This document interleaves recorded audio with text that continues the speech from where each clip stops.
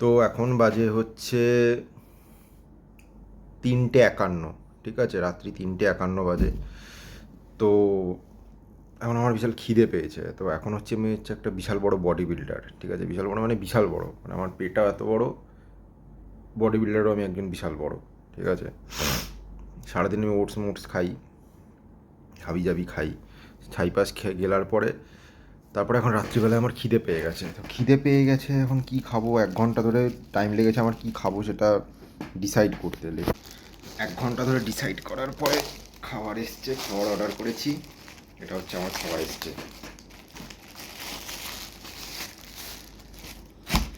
খুবই হেলদি খাবার আমি অর্ডার করেছি, সারাদিন ছাই পাশ খেয়ে খুব খিদে পেয়ে গেছিলো, এই যে,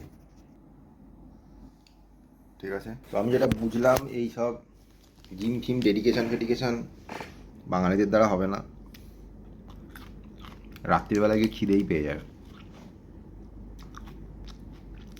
অত এসব করে লাভ নেই, খাওয়া দাও পিছনে উল্টে পড়ে থাকো।